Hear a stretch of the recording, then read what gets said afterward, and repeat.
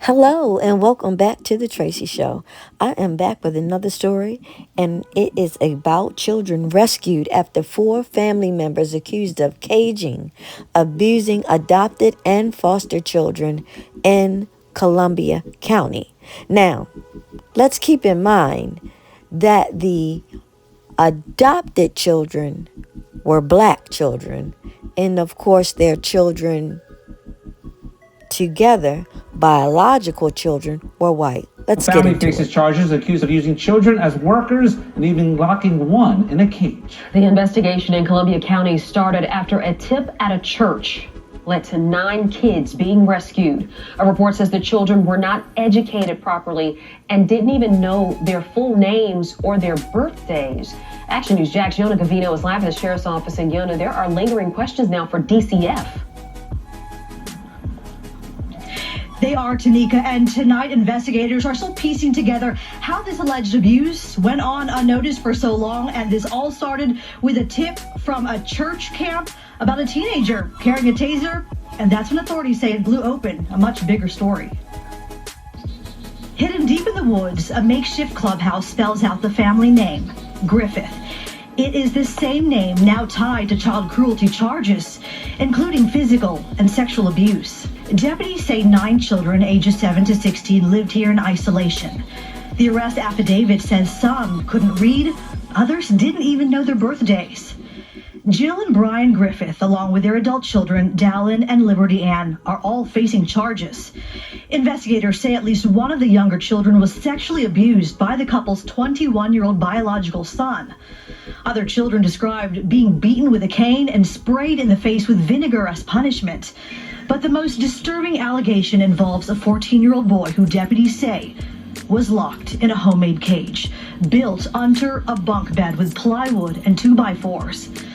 When we visited the property, the only sign of life was a black cat. There's something unsettling about this place. It is eerily quiet, aside from the occasional sounds of insects and birds.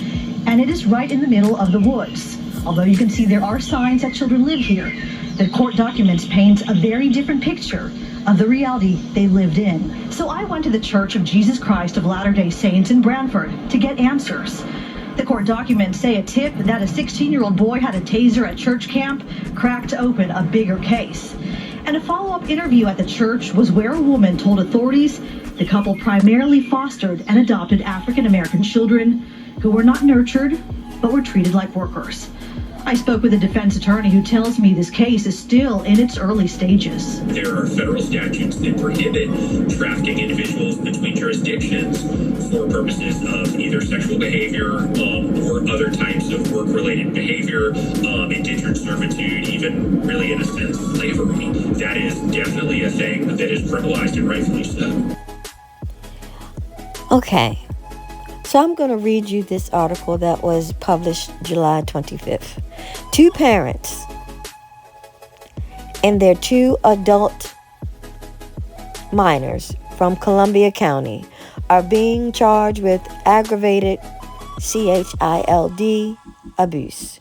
Court records show that Brian and Jill Griffith, ages 47 and 41, along with their biological children, Dylan and Liberty, ages 21 and 19, were arrested Thursday after DCF investigators found numerous abused children at their home in Fort White.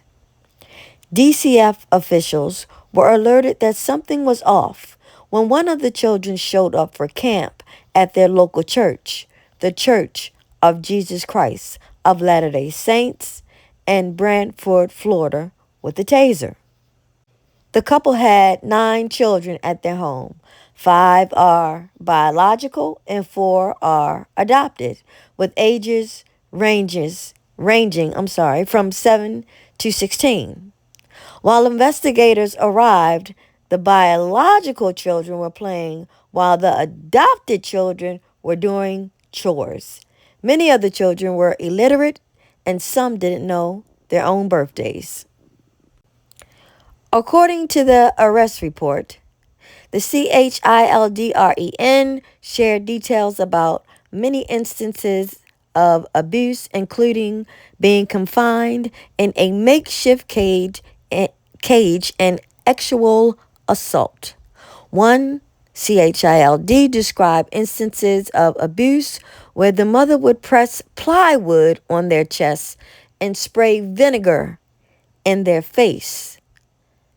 Minors are our prized possession, Gerald Rogers, a resident, said.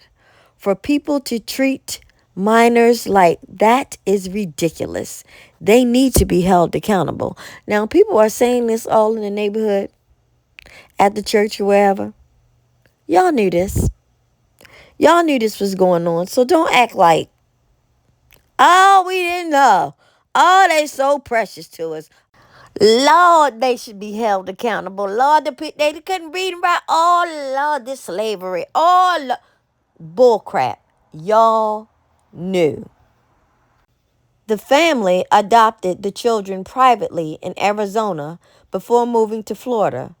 Officials say the legal adoptive status of one child is currently unclear due to a lack of state records. The children were removed from the care of the family due to their reported abuse and are in the custody of DCF. A 10th foster child was initially unaccounted for during the investigation. The child was later found safe with their biological parent during a well-being check in Arizona. All 4 of the suspects were booked in the Columbia County Jail on the charges of aggravated CHILD abuse, with the bond set at $500,000. That's not enough. That's not enough. That is not enough because of what they did. They actually thought they were slave owners. They really did. These 4 right here actually thought they were slave owners. The 2 on the left are the father and the mother, and as we're going further to the right are the son and the daughter.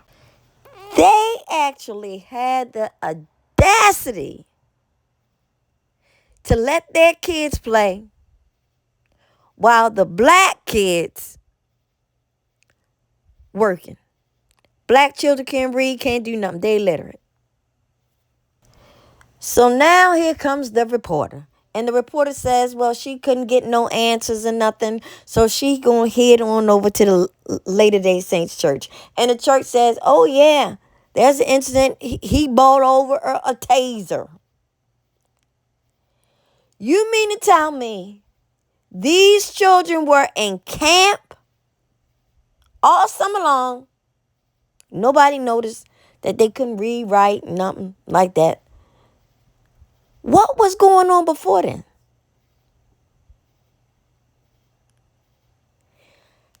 People knew. And all of y'all need to go to jail. Not just Massa 1, 2, 3, and 4. All of y'all.